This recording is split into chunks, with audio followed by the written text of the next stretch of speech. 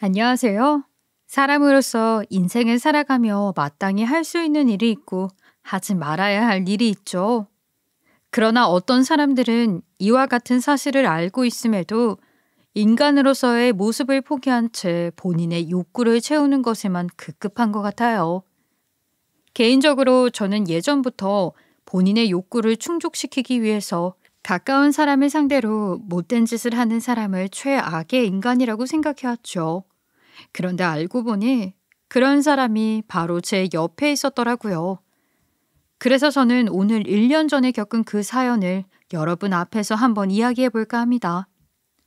어느 날 저는 아버지에게 이상한 전화를 한 통 받은 적이 있었어요. 사실 저희 아버지는 부자까지는 아니지만 돈을 불리는데 재주가 있다 보니 젊었을 시절부터 주식도 하고 땅도 몇 개 소유하고 있었던 상황이었죠. 그런데 그 사실을 잘 알고 있던 남편이 뜬금없이 아버지에게 찾아가 돈을 요구했다는 거예요. 아, 윤미야, 오늘 오전에 박서방이 집에 왔는데 아무래도 너한테 이 이야기를 해줘야 할 것 같아서 전화했다. 예? 아버지, 그게 무슨 말씀이세요? 오늘 그 사람 일어나자마자 병원 출근한다고 나갔는데 아침부터 아버지를 왜 찾아가요? 그게 박서방이 이제 교수도 됐고 하니까 병원을 차릴 생각이라고 하더라. 그 이야기를 은근슬쩍 꺼내면서 내가 가진 땅을 팔아 도와달라고 하더라고. 예? 교수가 된 지 얼마나 됐다고 벌써부터 병원 차릴 생각을 한대요? 그래서 아버지는 그렇게 해주시겠다고 하셨어요? 이휴, 너는 아직도 네 애비 성격 모르냐?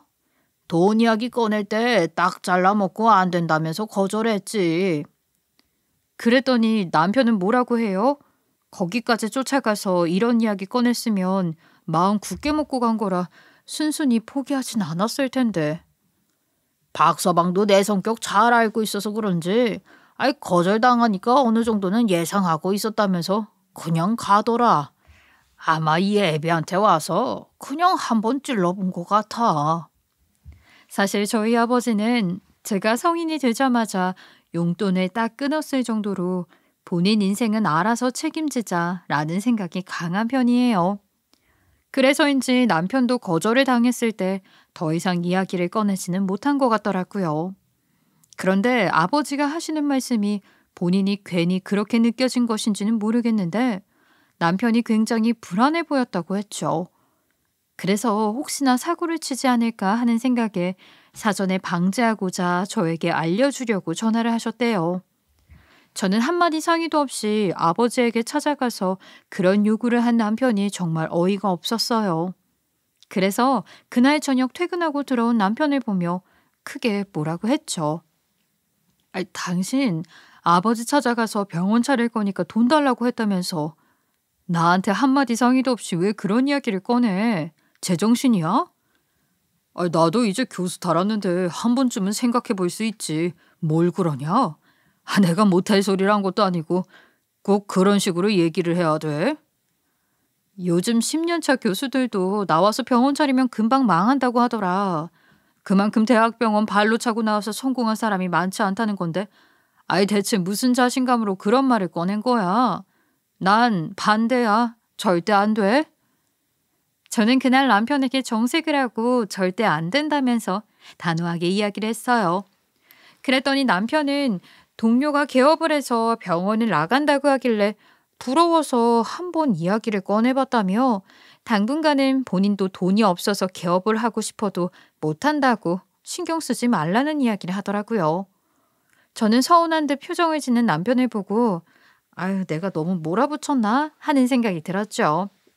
그래서 이 문제에 대해 꼬투리는 더 이상 잡지 않고 동료가 부러우면 그런 말 한 번쯤은 꺼내볼 수 있지 하면서 단순하게 생각하고 지나갔어요.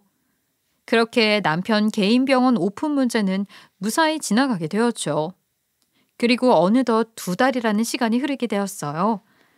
어느 날 저는 둘째 아이를 어린이집에 데려다 주고 나서 동네 아는 언니를 만나 한참 동안 수다를 떨고 점심때쯤 집에 들어가게 되었죠. 그런데 집에 들어갈 때 우편함을 확인해 보았더니 남편에게 온 우편물이 하나 꽂혀 있는 거예요. 그래서 저는 뭐가 온 거지 하면서 열어보았는데 알고 보니 남편 신용카드 대금 미납 고지서였더라고요. 평소 남편이 휴대폰으로 신용카드 대금 고지서를 받아보고 있다 보니 저는 카드 회사에서 고지서를 받아보는 게 거의 처음이었던 것 같아요. 그래서 당연히 미납 고지서를 보고 조금 놀라기는 했죠. 하지만 남편이 돈이나 직업이 없는 사람이 아니니까 단순히 바빠서 입금하는 것을 까먹었나 보다 생각했어요. 그래서 뭘 그렇게 썼는지 내역이나 한번 확인해 보자 하는 생각으로 고지서를 열어 자세히 살펴보게 되었죠. 그런데 기가 막히게도 현금 서비스 내역이 정말 많더라고요. 그냥 거의 죄다 사용 내역이 현금 서비스였다고 해도 무방했어요. 저는 그 내역을 보고 미납 고지서가 나온 것보다 더 크게 놀랐죠. 그래서 급히 남편에게 연락을 해보았는데 수술을 하고 있는 것인지 전화를 받지 않더라고요. 저는 남편이 이 많은 현금 서비스를 받아서 대체 어디에다 쓴 것인지 생각을 해보았어요. 그런데 아무리 생각해봐도 남편이 현금 서비스를 받는 이유가 시어머니밖에 없다는 생각이 들었어요. 사실 예전에도 시어머니가 자꾸 용돈을 더 달라고 졸라대는 바람에 급한 대로 현금 서비스를 받아서 드렸던 적이 몇 번 있었거든요. 그래서 저는 곧장 고지서를 들고 시어머니에게 달려가게 되었어요. 네가 이 시간에 연락도 없이 여기까지 웬일이냐? 혹시 집에 무슨 일 있는 거냐? 어머니, 최근에 남편한테 매달 가져가시는 용돈 외에 돈 더 받아가신 적이 있어요? 뭐라고? 넌 갑자기 여기까지 쫓아와서 무슨 뚱딴지 같은 소리를 늘어놔. 내가 네 남편한테 돈을 왜 더 받아가? 어머니, 남편한테 날아온 미납 고지서 좀 보세요. 이 사람이 어머니가 돈 재촉하실 때 빼고는 현금 서비스를 받은 적이 없는데 이거 보세요. 고지서에 내역이 죄다 현금 서비스잖아요. 너는 네 남편이 현금 서비스를 받으면 다 나한테 준 돈이냐? 사람이 살다 보면 급할 때 현금 서비스 좀 받을 수 있지. 왜 별것도 아닌 거 가지고 이 난리를 쳐. 어머니, 이건 그냥 현금 서비스 좀 받은 수준이 아니잖아요. 이왕 이렇게 됐으니 그냥 솔직하게 말씀하세요. 이번에는 무슨 이유로 돈 뜯어내신 거예요? 해외여행이에요? 아니면 명품백인가요? 아무리 남편이 돈 잘 버는 의사라고 하지만 이건 진짜 너무하신 거 아니에요?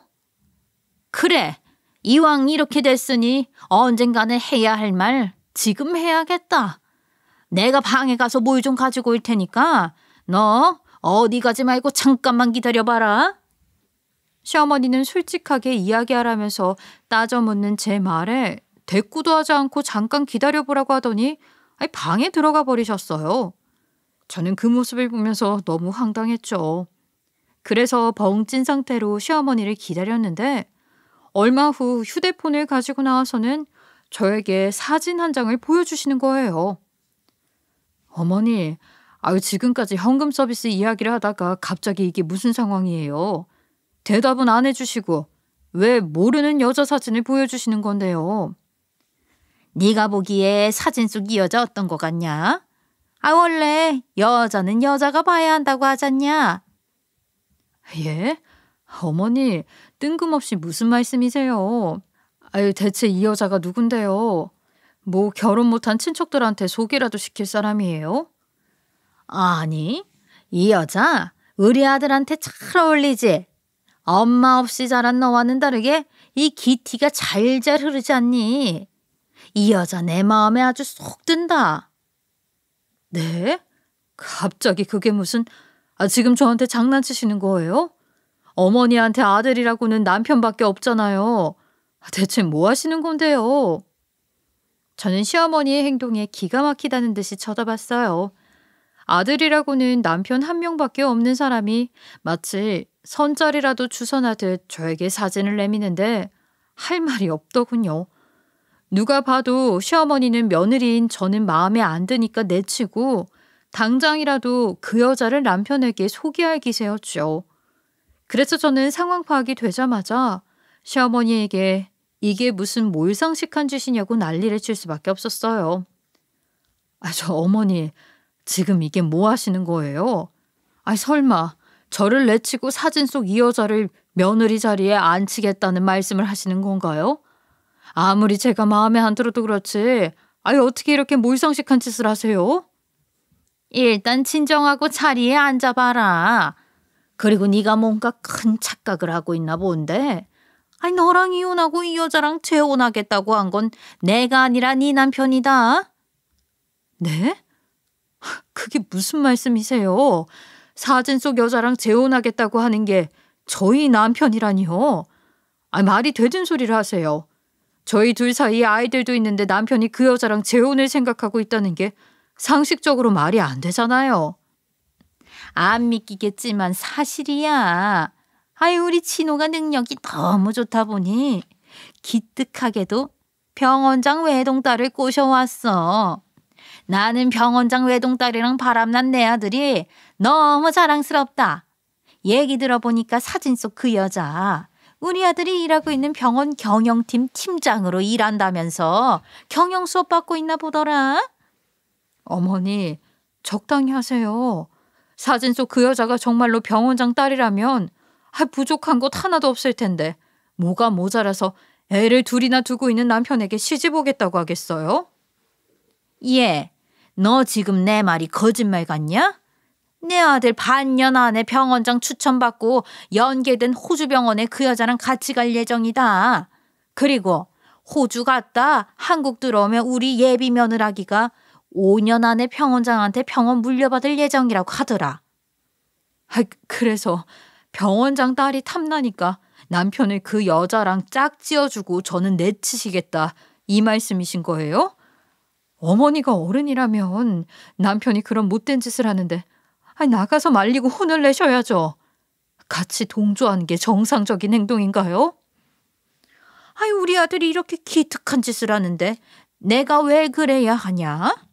내 아들이 사진 속 그 여자랑 결혼만 하면 10년 안에 못해도 부원장 날개 달고 날아오를 수 있는데 그러니까 귀찮은 일 만들지 말고 우리 아들 미래를 위해서 네가 눈치껏 빠지는 게 어떠냐? 사실 저는 처음에 시어머니 말씀을 곧대로 믿지 않았죠.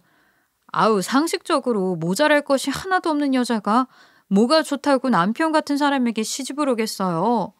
그리고 남편도 제정신이 아닌 이상 아직 어린 자식들을 놔두고 다른 여자랑 재혼하겠다는 생각은 하지 않았을 것 같았어요. 그래서 저는 시어머니에게 그게 무슨 말 같지도 않은 소리냐고 헛소리하지 말라면서 난리를 쳤죠. 그러나 시어머니는 제 말을 들을 생각조차 없는 것인지 본인 할 말만 늘어놓기 바쁘더군요. 그런데 문제는 어느 순간부터 시어머니가 두 사람의 구체적인 계획을 이야기하기 시작했다는 거예요. 그래서 그때부터는 저도 시어머니 말이 정말인가 싶어서 진지하게 생각하고 대할 수밖에 없었죠. 네가 끝까지 부정해도 소용없다. 이미 내 아들은 너한테 마음이 떠났고 나도 살고 있는 집을 팔아서 어떻게든 우리 진호 굴러들어온 복덩이 같은 병원장 딸이랑 재혼시킬 거니까 너도 좋은 마음으로 보내주고 방해하지 마라. 그렇게만 해주면 애들은 네가 키우게 해줄게.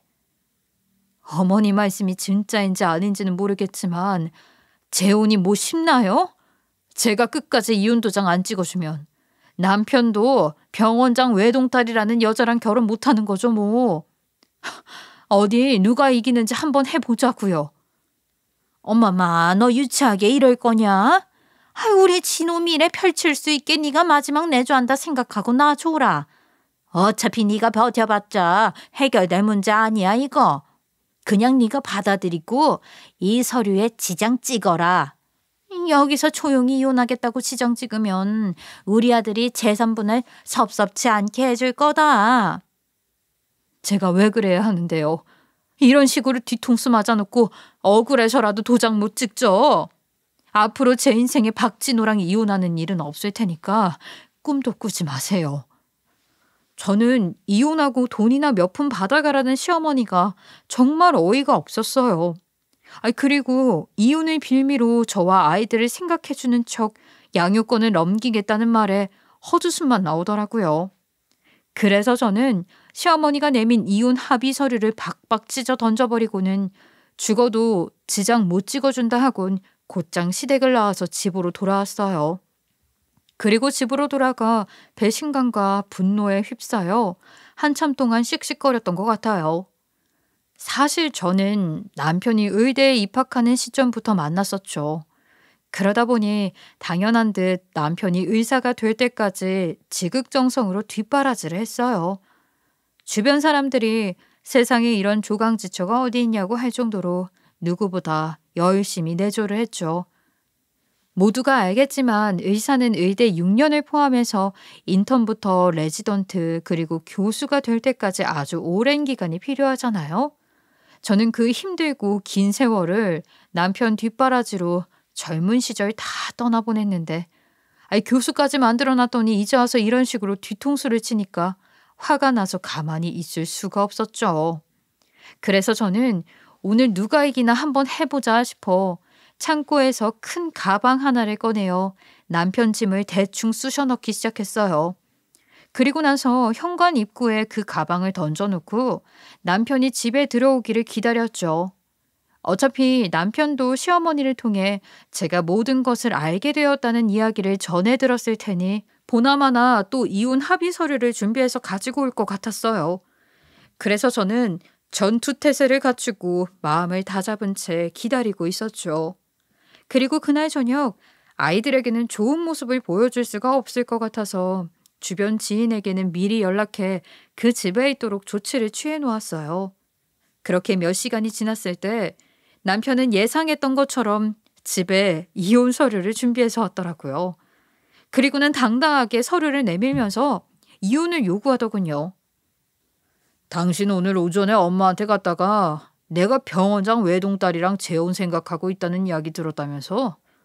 우리 괜히 질질 끌지 말고 조용히 정리하자. 네가 그렇게 끌어봤자 재산 분할 액수만 적어지고 좋을 게 없어요. 참 뻔뻔하다. 내가 당신 의대 다닐 때부터 교수 만들어주겠다고 뒷바라지를 몇 년 했는데 어떻게 이런 식으로 배신을 하니? 그리고 정신 차려. 당신한테 애가 둘이나 있어. 당신이 뒷바라지 안 해줬어도 시간 지나면 당연히 교수가 될 일이었어. 그러니까 마치 당신 공인 것처럼 얘기하지 마라. 그리고 나는 너랑 장인한테도 기회를 줬어. 병원 차려주면 이렇게까지는 안 하려고 했다고. 근데 병원 안 차려준다며. 그래서 그 여자한테 간 거지. 그 사람도 나한테 애들 있는 거 다 알고 있고. 양육권은 네가 가져가라. 알았으면 이쯤에서 합의하고 그냥 빨리 정리하자. 아니, 잘못은 당신이 했는데 내가 왜 이혼녀가 되어야 하냐? 어머니한테도 얘기했지만 나 억울해서 이혼 못해. 나는 이미 당신이랑 갈라서기로 마음 먹었으니까 그렇게 버텨봤자 소용없다고. 그냥 좋은 말로 할 때 서류에 지장 찍어. 지금 합의해주면 재산 분할도 잘 해주고 애들 양육권 친권 다 넘겨줄 테니까. 당신이랑 합의 볼 생각 없으니까 그딴 소리 하지 마. 그렇게 나랑 이혼하고 싶으면 어디 한번 소송 걸어보던가. 바람 피운 쪽에서 당당하게 소송 걸면 누가 이길지 참 궁금하네. 네가 집에만 박혀 있어서 뭘 잘 모르나 본데. 이 세상에 돈이면 못하는 일이 없어요. 너도 오늘 내 예비 신부가 누군지 들었을 거 아니야. 병원장 외동딸이 만나고 있는 남자가 이혼 절차 밟으면서 문제가 생겼다는데 그 집안에서 가만히 있겠냐? 남편은 큰일이 나기 전에 얼른 이혼 서류에 지장 찍으라면서 저에게 자꾸만 내밀었어요. 그리고 저는 남편의 이야기를 듣고 정말 어이가 없어서 그 자리에서 미친 듯이 박장대소하며 웃어댔죠.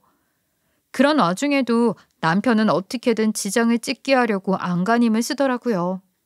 하지만 저는 남편 손에 들린 이혼 서류를 뺏어 들고는 그대로 구겨서 얼굴에 집어던져 버렸어요. 그리고 나서 이혼 합의는 죽어도 못 해주니까 어디 한번 병원장 외동딸 등에 업고 소송 걸어보라며 당당히 이야기를 했죠. 하지만 남편은 표정 하나 변하지 않고 제 손을 끌어다가 지장을 찍게 만들려고 했어요. 저는 그런 남편의 손을 재빠르게 쳐낸 후 무릎 꿇고 잘못했다고 빌어도 모자랄 판에 바람을 피워놓고 뭐가 이렇게 당당하냐며 소리를 질러댔죠.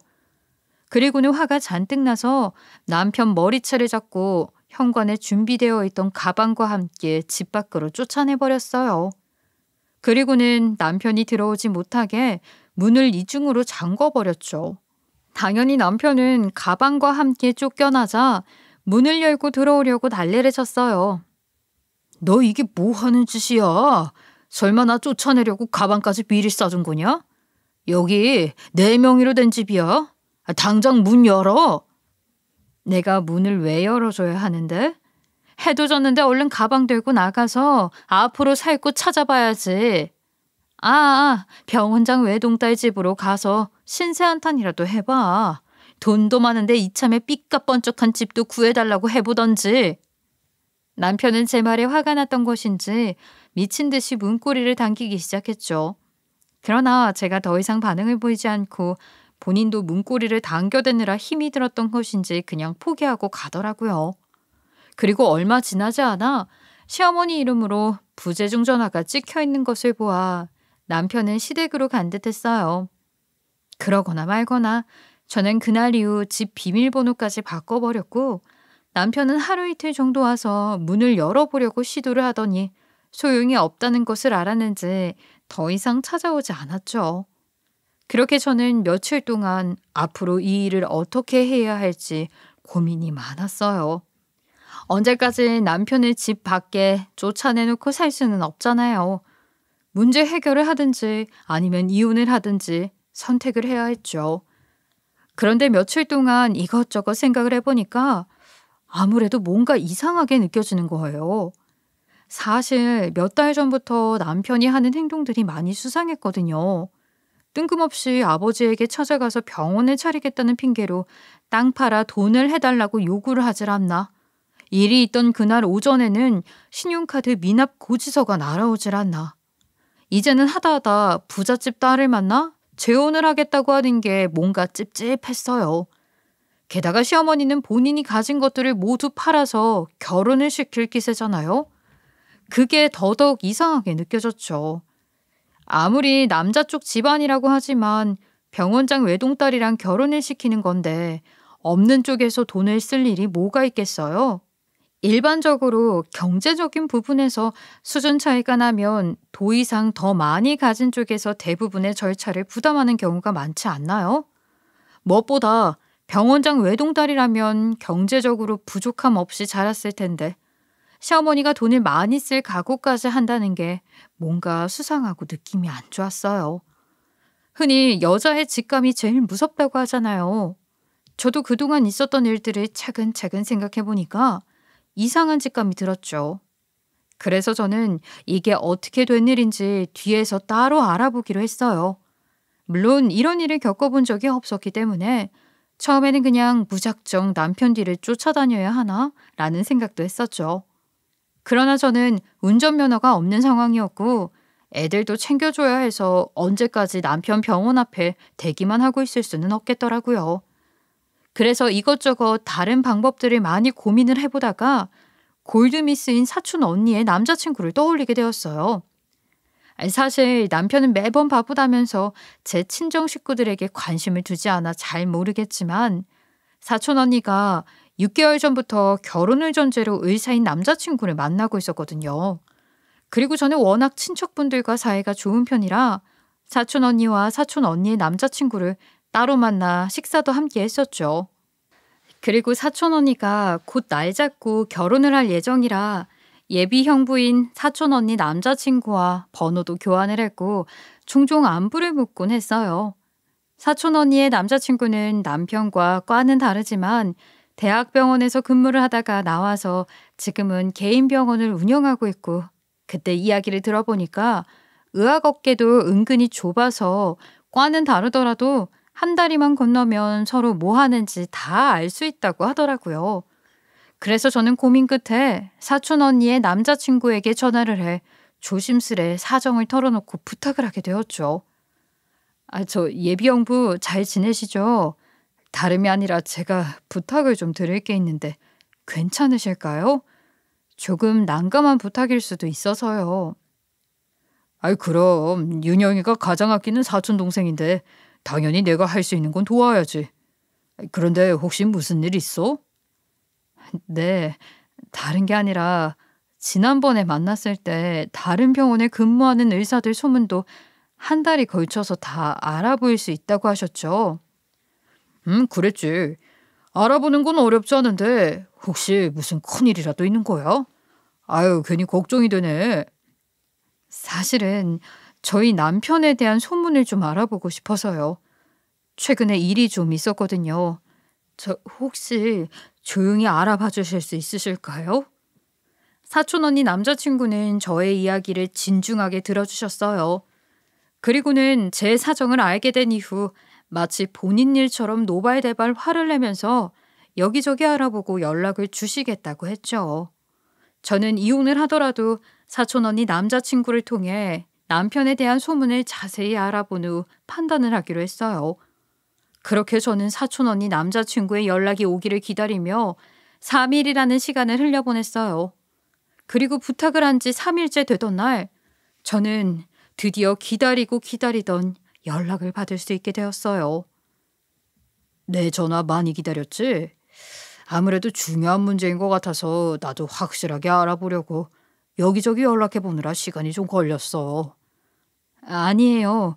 병원 운영하시느라 바쁘신데 저 때문에 고생 많으셨겠네요. 혹시 남편에 대한 이상한 소문 같은 게 있었나요? 그게 말이야. 이런 말을 해줘도 될지 모르겠는데 알아보니까 몇 달 전에 의료사고를 좀 쳤던 모양이야. 네?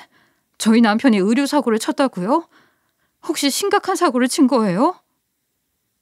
알아보니까 실력도 안 되면서 잘 되고 싶은 마음에 모두가 말리던 수술을 한 것 같아. 그런데 문제는 수술 받은 사람이 병원에서 많은 금액을 투자한 VIP라고 하더라고. 아니, 교수가 된 지 얼마나 됐다고 병원 VIP 수술을 맡아서 했대요. 실력도 없으면서 제정신이래요? 그래서요? 남편은 앞으로 어떻게 되는 거예요? 그게 그 VIP가 후유증이 심하다고 하더라고. 그래서 당사자한테 고소를 당해 소송이 진행되고 있고, 아예 병원에서는 중요한 사람이 수술 받다가 그렇게 되었으니 어쩔 수 없이 해고를 한 모양이야. 저는 남편 소식을 듣고 정말 황당하더라고요. 아무리 성공하고 싶어도 그렇지, 아예 어떻게 실력도 없으면서 VIP 수술을 맡아서 할 수 있는 건지 이해가 되질 않았죠. 아니, VIP가 아니어도 사람을 대상으로 하는 수술인데 그런 식으로 욕심 때문에 맡아서 하면 안 되는 거잖아요. 그래서 저는 VIP 수술 소식을 듣고 남편에게 실망감이 이만저만 아니었어요. 그리고 해고를 당한 상황이고 소송까지 휘말렸다는 소식을 듣고 나서 병원장 외동딸이랑 만나고 있다는 것은 당연히 거짓말이겠거니 생각하게 되었죠. 사촌 언니 남자친구도 병원장 외동딸이랑 만나서 호주를 간다는 것은 거짓말인 것 같다고 하더라고요. 아무래도 병원에서 해고를 당하게 되니까 당장 먹고 살 돈이 없을 테고 VIP에게 평생의 후유증을 남겨줬으니 법원 판결이 나게 되면 의사로서의 생명도 끝인데다가 위자료까지 해결을 해줘야 하니 돈 문제를 감당하기 쉽지 않을 거라고 했어요. 그래서 아마도 남편은 거짓말을 통해 큰 돈을 확보할 생각이었던 것 같다고 했죠. 그리고 사촌 언니 남자친구의 이야기를 들어보니까 병원장에게 외동딸은 없다고 했어요. 그게 무슨 소리인가 했더니 알고 보니 남편이 근무했던 곳 병원장에게는 외동아들만 있다고 하더라고요. 저는 사촌 언니 남자친구의 이야기를 듣고 난 후 머릿속에 모든 상황이 정리가 되었죠. 남편은 당장 카드값을 메울 돈도 없는 상황이니 없는 병원장 외동딸을 들먹이며 시어머니에게 돈을 뜯어낼 계획인 것 같았어요. 처음에는 병원을 차린다는 핑계로 제 아버지를 설득해보고자 했지만 전혀 통할 것 같지 않으니까 그나마 만만한 시어머니를 선택한 것이었죠. 저는 이 사실을 알고 나서 어떻게 복수를 하는 게 좋을까 많은 고민을 했어요. 제가 곰곰이 고민을 해보았을 때 아무래도 최고의 복수는 시어머니에게 남편의 말이 모두 거짓말이라는 것을 알리는 것이 아닐까 하는 생각이 들더라고요. 물론 의도치 않게 복수를 하면서 시어머니의 돈을 지켜주게 되는 것 같아 조금 신경이 쓰였지만요. 그래서 저는 계획대로 복수를 실행하기 위해 일단은 시댁에 찾아가게 되었어요. 그리고 시어머니 앞에서 먼저 이혼 소리를 꺼내게 되었죠. 어머니, 제가 그동안 고민을 많이 해보았는데요. 말씀하셨던 것처럼 남편과 이혼하는 게 맞는 것 같아요. 고민해보니까 관계가 이렇게까지 망가졌는데 남편과 결혼 생활을 유지해서 뭐 하겠나 싶네요. 아이고, 그러니? 잘 생각했다. 잘 생각했어. 네 말대로 깨진 관계는 다시 이어붙일 수가 없는 거야. 그래도 오랜만에 네가 기특한 생각을 했으니 내가 우리 아들한테 얘기 잘해서 재산 분할도 해주고 애들 양육권이랑 친권 모두 가지고 갈 수 있게 해주마. 어머니, 대신 부탁이 있어요. 저 하루라도 빨리 이혼 서류에 지정 찍고 관계 정리하고 싶거든요. 그래서 지금 당장 남편 병원으로 가서 얼굴 보고 서류에 지정 찍을 생각하고 있는데 제가 혼자서는 도저히 용기가 안 나네요. 어머니가 저랑 같이 가주시겠어요? 아유, 그거야 뭐 어렵지 않지. 마침 나도 우리 아들이 병원에서 어떤 대우를 받으며 일하고 있나 궁금하기도 하고. 그리고 우리 예비 며느리도 그 병원 경영팀에서 근무하고 있다고 하니까 간 김에 얼굴도 좀 보고 오지 뭐. 시어머니는 병원에 같이 가달라는 제 이야기에 한치의 망설임도 없이 따라 나서겠다고 했어요. 오히려 상간녀의 얼굴을 볼 생각에 아주 신이 나서 따라왔죠. 그렇게 저는 시어머니와 함께 택시를 타고 남편이 근무했던 병원으로 향했어요. 그리고 병원에 도착하기 전에 저는 남편에게 아무것도 모르는 척 시어머니와 함께 병원에 이혼 서류 작성하러 왔으니 로비로 내려오라는 식으로 문자를 보냈죠. 그렇게 저희 두 사람은 남편이 근무했던 병원에 도착하게 되었고 시어머니는 상간녀를 볼 생각에 아주 신이 나는 것인지 곧바로 로비에 있는 안내 데스크로 향했어요. 저 안녕하세요. 제가 꼭 만나야 할 사람이 있는데 아직 번호를 잘 몰라서요. 이 병원 경영팀에 근무하고 있는 유진아라고. 병원장 외동딸 좀 불러주시겠어요? 누구요? 뭔가 잘못 알고 오신 것 같은데요. 여기 병원장님 자제분은 외동아들만 계십니다. 병원 안내 데스크 직원들은 시어머니의 당당한 질문에 황당하다는 표정을 지으며 대답을 해주었죠. 그러나 시어머니는 안내 데스크 직원들의 대답을 듣고도 도저히 믿기지 않는 것인지 착오가 있는 것 아니냐며 몇 번이나 되묻더라고요. 그게 무슨? 그쪽들이 뭔가 잘못 알고 계신 것 같은데요. 이 병원에 유진아라는 사람 정말 없어요? 분명히 병원장 외동딸이라고 했는데. 네, 이 병원에 그런 이름을 가진 사람은 없습니다. 그래도 저희가 이 병원 직원들인데 병원장님께 따님이 계시다면 당연히 알고 있지 않겠어요? 무엇보다 중요한 건 병원장님 성함이 김범철인데 어떻게 따님 이름이 유진아가 될 수 있겠어요? 아닌데. 저희 아들이 분명히 병원장 외동딸이랑 만나고 있다고 했다고요. 그쪽들이 뭔가 잘못 알고 계신 거예요. 다시 한번 알아보세요. 아니다. 여기 우리 예비 며느리 사진 좀 보여줄게요. 저 어르신, 이분은 저희 병원 상담실장님이신데요? 알고 보니 남편 놈은 병원 상담실장이라는 여자와 바람을 피우고 있던 모양이었어요. 외동딸이라 속이면서요. 그렇지 않으면 이렇게 다정하게 팔짱 끼고 찍은 사진은 있을 수가 없었죠. 아무튼 시어머니는 안내데스크 직원들의 이야기를 계속 부정하면서 다시 한번 알아보라며 우겨댔어요. 당연히 안내데스크 직원들은 시어머니의 이야기에 어쩔 줄 몰라 했고 상담 실장을 불러왔죠. 그 상담 실장이 사진과 남편과의 사실을 인정하면서 남편도 저의 문자를 보고 헐레벌떡 병원으로 뛰어들어왔어요. 남편 얼굴을 보니까 얼굴이 하얗게 질려 있었고 급하게 뛰어왔는지 아주 땀 범벅이 되어 있더라고요. 시어머니는 남편이 병원에 도착하자마자 안내 데스크 직원들에게 보여주면서 다시 한번 병원장 외동딸을 데리고 오라며 우기기 시작했어요. 이 사람이 누군지 알죠? 이 병원 교수로 있는 내 아들이에요. 아니, 우리 아들이 병원장 외동딸이랑 결혼할 예정이라고. 이 여자가 지금 외동딸인데 상담 실장으로 그 위장 취업한 거 아니에요? 이봐요 아가씨. 당신 병원장 외동딸 맞죠? 교수까지 하고 있는 내 아들이 설마 거짓말이라도 하겠어요? 그러니까 얼른 병원장 외동딸이라고 해요. 엄마, 아무것도 모르는 안내데스크 직원들한테 무슨 소리를 하고 있는 거야. 여기서 이러면 안 돼. 그러니까 소란 피우지 말고 일단 나랑 밖으로 나가요. 내가 나가서 다 설명해 줄게. 얘는 내가 못 올 곳 온 것도 아닌데 왜 나가라고 하냐. 귀하신 몸 보려고 여기까지 왔는데. 너랑 만나고 있다는 병원장 외동딸 얼굴은 보고 가야지. 엄마 진짜 이럴 거야? 여기서 이러면 안 된다고. 자꾸 안내데스크 직원 붙잡고 그러지 말고 일단 나랑 밖에 나가서 얘기해. 당신도 멍하니 있지 말고 엄마 모시고 얼른 따라 나와.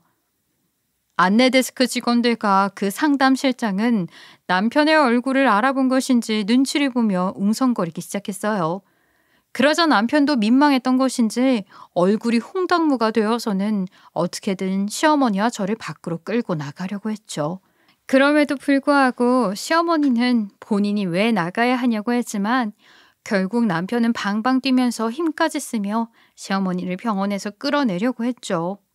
그러자 시어머니도 그제서야 상황 파악이 되었나 봐요. 급하게 남편 팔을 붙잡더니 정말 다 거짓말이었던 거냐고, 병원장 외동딸은 없는 사람이냐고, 네가 만나고 있는 여자가 저딴 상담실장이냐고 물었어요. 그리고는 어쩔 줄 몰라 하는 남편 표정을 보더니 충격을 받았는지 그 자리에 졸도를 하게 되었죠. 그렇게 정신을 잃게 된 시어머니는 병원 베드에 한참 누워 있었어요. 그리고 정신을 차리자마자 남편의 멱살을 잡더니 병원이 떠나가라 아주 난리를 쳤죠. 너 지금까지 이 애미한테 거짓말을 해왔던 거냐? 없는 병원장 외동딸을 만들어 놓고 그럴듯하게 꾸며내서 이 애미를 속여왔던 거냐고. 대체 왜 그랬어? 왜? 엄마, 너무 화내면 안 돼. 고혈압도 있는데 혈압 오르면 큰일 난단 말이야. 제가 다 잘못했어요. 감히 하면 안 될 짓 했던 거 저도 알고 있다고요. 이렇게 잘못했다고 빌 테니까 일단 진정 좀 하세요. 너 지금 나한테 병 주고 약 주냐? 열불나게 해놓고 이제 와서 내 고혈압 걱정해주는 거냐고. 대체 이게 어떻게 된 거야? 왜 없는 병원장 외동딸을 만들어 놓고 이 난리를 피우게 하냐고. 엄마, 그게 사실은 나 이 병원에서 해고당했어. 그리고 한동안 의사진 못할 것 같아. 아니, 이건 또 무슨 소리야? 뼈 빠지게 의대 6년 보내놓고 겨우 병원 교수 만들어놨더니 해고는 또 뭐고, 의사짓을 못하는 건 또 뭐냐고. 너 설마 병원에서 큰 사고라도 친 거냐? 엄마 미안해. 내가 실력도 없는데 무리해서 병원 VIP 수술 집도 맡아서 하려다가 의료사고를 쳤어. 그래서 지금 의료소송에 휘말린 상태이고 병원에서는 중요한 사람 후유증까지 얻게 된 큰 사안이라 바로 해고 처리를 하더라고. 아이고 진우 아버지, 이를 어떡하면 좋아요. 하늘에서 보고 있으면 제발 대답이라도 좀 해봐요. 시어머니는 남편의 이야기를 듣고 눈물을 흘리면서 가슴을 죽어라 치더니 돌아가신 시아버지를 불러댔어요. 남편도 그런 시어머니를 보면서 말리지도 못하고 어쩔 줄 몰라 하더군요. 저는 그 모습을 보면서 복수 한번 제대로 했다는 생각에 속으로 수십 번 환호성을 질렀던 것 같아요. 시어머니는 충격적인 소식에 한참 동안 진정도 못하고 가슴을 쳤다가 방방 뛰었다가 난리를 치더니 도저히 분이 풀리지 않는 것인지 다시 한번 남편의 멱살을 잡고 큰 소리를 치기 시작했죠. 너 사고를 쳤으면 VIP한테 가서 살려달라고 죽어라 빌 것이지. 왜 부모를 상대로 거짓말을 하고 다녀? 대체 무슨 생각이었던 거야? 내가 너를 그렇게 가르쳤어? 엄마, 그게 나도 병원에서 해고를 당하고 의료소송을 앞두고 있으니까 불안해서 그랬어. VIP 상태는 심상치 않은데 100% 내 의료과실이라고 하니까 위자료를 많이 줘야 할 것 같았거든. 그래서 무서워서 거짓말을 한 거야. 너 지금 그게 말이 된다고 생각하냐? 네 엄마를 상대로 이놈아 사기를 쳐서 돈 뜯어내서 그걸로 위자료 갚으려고 그랬다고? 그게 아니라 이 일을 어떻게 할지 고민을 하다가 아무래도 내가 가진 돈으로는 도저히 위자료를 감당할 수 없을 것 같아서 돈을 뜯어낼 수 있는 대로 뜯어내 다 버리고 해외로 도망을 가려고 했어. 그 상담 실장이랑 함께. 그래서 이혼도 하려고 한 거고. 정말 죄송해요, 엄마. 그게 사람으로서 할 수 있는 짓이냐? 지금 네 말은 부모며 아내 그리고 피떡이 같은 자식들까지 다 버리고 해외로 도망갈 생각을 했다는 거야? 내가 사람을 키운 게 아니라 이 짐승을 키웠네, 짐승을. 시어머니는 사람이 아닌 짐승을 키웠다며 한탄을 하기 시작했어요. 그러면서 욕심 때문에 저에게 이혼을 강요했던 본인도 나쁜 사람이지만 큰 사고를 친 후 해외로 도망을 갈 생각을 하고 가족을 상대로 뒤통수를 치려 한 남편이 더 나쁘다면서 소리를 고래고래 질러댔죠. 저 또한 본인 혼자만 살겠다고 가족을 모두 버리려고 했다는 남편의 이야기를 듣고 나서 정말 소름 끼치고 기가 막히더라고요. 그런데 남편 이야기를 들어보니 제가 모르는 황당한 내용이 더 있었어요. 지금까지 관심을 가진 사람이 없었을 뿐 남편은 저도 모르는 새에 집을 부동산에 내놓은 상황이었다는 것이었죠. 친정아버지와 시어머니에게 거짓말을 해서 돈을 뜯을 생각을 하고 가족을 버리고 상간녀랑 해외로 편하게 도망가기 위해 이혼 서류까지 내밀었던 것도 모자라 본인 자식들이 살고 있는 집을 팔아서 돈만 챙기려고 했다니 저런 사람이 과연 아버지 자격이 있을까 하는 생각이 들었어요. 만약 제가 남편을 집에서 쫓아내지 않고 이번 일에 대해 알아보지 않았다면 최악의 상황이 생겼을 수도 있겠다 싶더라고요. 저와 아이들이 아무것도 모른 채 길거리에 나앉을 수도 있었던 일이었죠. 그리고 남편이 어쩔 수 없이 본인 입으로 술술 털어놓은 것 또한 상간녀가 남편을 해코지했대요. 당신이 얘기 안 하면 본인이 우리 가족들에게 모든 진실을 다 까발리겠다고요. 당신 진짜 대단하다. 나는 피 한 방울 섞이지 않은 사람이니 그렇다 쳐도 자식들까지 거리로 내몰 생각을 했을 줄은 꿈에도 몰랐네. 여보, 내가 잘못했어. 미안해. 그런데 나 상황이 정말 안 좋았어. 병원에서 갑자기 해고를 당하다 보니 당장 이번 달 카드값 막을 방법도 없었단 말이야. 남편은 저의 이야기에 본인도 다 사정이 있었다면서 변명을 늘어놓기 시작했어요. 들어보니까 카드 현금 서비스를 썼던 이유가 다른 카드 대금을 메꾸지 못해서 돌려막기를 하고자 했던 것이었고 마지막 카드는 도저히 현금 서비스까지 갚을 능력이 되지 않아 해결할 수가 없어서 집으로 미납 고지서가 왔던 것이라고 했죠. 전 그것도 변명이라고 늘어놓는 남편이 정말 한심해 보이더라고요. 시어머니도 모든 이야기를 듣고 나서 남편의 등짝에 손을 올리며 이 불효막심한 사람이 본인 아들이라고 병원이 떠나가라 소리를 질러댔어요. 저 또한 그 자리에서 남편에게 이혼 소리를 하게 되었어요. 당신 상황이 아무리 좋지 않았다고 해도 돈 때문에 상간녀 때문에 가족들을 버리려고 했던 건 죽었다 깨어나도 용서 안 돼. 그리고 나는 당신 같은 사람이랑은 더 이상 못 살 것 같으니까 우리 깔끔하게 갈라서자. 어차피 당신도 나랑 이혼하고 해외로 도망갈 생각이었잖아, 그년이랑. 여보, 우리 아이들도 있는데 한 번만 용서해주면 안 될까? 내가 이렇게 무릎 꿇고 빌게. 내가 다 잘못했다고 미련했어. 자식들도 버리고 도망가려고 했던 사람이 이런 상황에서 이혼하자니까 애들 핑계 대는 거 정말 더럽게 웃기다. 지나가던 개가 다 웃겠어. 나는 당신이 뭐라고 해도 이혼할 거고 조만간 이혼 소송 걸 테니까 기다리고 있어. 남편은 끝까지 제 바짓가랑이를 붙잡고 잘못했다 눈물을 흘렸지만 저는 그 말을 싹 다 무시한 채 병원을 나와 집으로 돌아오게 되었죠. 그리고 다음 날이 되자마자 바로 변호사 사무실을 찾아가 상담을 하고 남편에게 이혼 소송을 걸었어요. 그렇게 시간은 흘러 저는 예정대로 이혼을 하게 되었고 아이들 양육권과 친권도 가져올 수 있었죠. 당연히 재산 분할로 집도 받고 매달 아이들 양육비도 꼬박꼬박 받아낼 수 있게 되었어요. 그리고 이전 시어머니는 이번 일로 전 남편과 죽어라 싸우고 부모 자식 간의 인연까지 끊게 된 것 같더라고요. 저를 내친 후 병원장 외동딸을 며느리로 들어 앉혀놓고 부귀영화를 누리려고 했었는데 결국 모든 일이 밝혀지게 되면서 낙동강 오리알이 된 거죠 뭐. 이전 시어머니와 다를 것 없이 전 남편의 상황도 그리 좋지 않은 것 같았죠. VIP 의료소송 때문에 큰 금액을 위자료로 물어줘야 했거든요.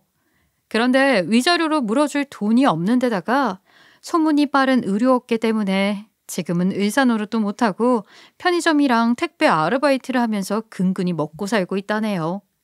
그리고 역시 상간녀도 떠났고요. 사람은 죄를 짓고 못 산다는 말이 있더니 그 말이 정말인가 봐요. 반면에 저는 전 남편과는 다르게 너무 잘 살고 있어요. 이 일을 겪은 후 1년이 지난 지금 병으로 아내를 먼저 떠나보내고 딸 하나를 키우고 있는 좋은 남자를 만나 결혼을 전제로 인연을 이어가고 있거든요. 서로 자주 만나다 보니 아이들도 사이가 좋고 저희 두 사람도 관계에 긍정적인 데다가 양쪽 집안이 환영하고 있는 분위기라서 앞으로 결혼을 하게 된다면 두 번 다시 실패를 하지는 않을 것 같네요. 게다가 예비 시어머니는 결혼 전부터 저와 저희 아이들을 엄청 챙겨주신답니다.